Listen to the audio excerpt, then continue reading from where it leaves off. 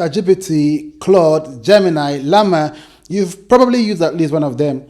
But do you actually know what's powering these AI tools? Today, I'm going to explain what a large language model or LLM is in a way that is easy to understand, no technical background needed. Hi, I'm Larry Frank and I help businesses automate with AI. Understanding what an LLM is will help you use AI tools more effectively and make better decisions for your business. So, what exactly is a large language model? At its core, a language model is a system that predicts the next words in a sentence. Think about your phone's autocomplete.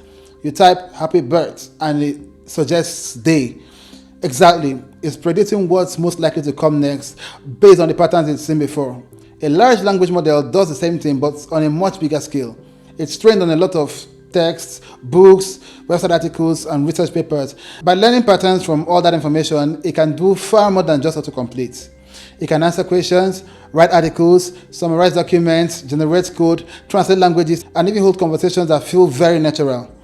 But how does it learn all this? That's the interesting part. During training, the model repeatedly performs one task.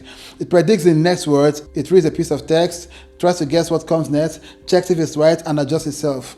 That happens billions and billions of times. Over time, the model becomes extremely good at recognizing patterns in language. To make accurate predictions, it has to understand context, grammar, relationships between ideas, and general knowledge. It's not just memorizing sentences, it's learning how languages work. That's why you can ask a question it's never seen before and it still gives you a useful answer. Now, why is it called large? Large refers to the number of parameters. So you can think of parameters as tiny settings the model adjusts while learning. Modern AI models have billions, sometimes hundreds of billions of these parameters.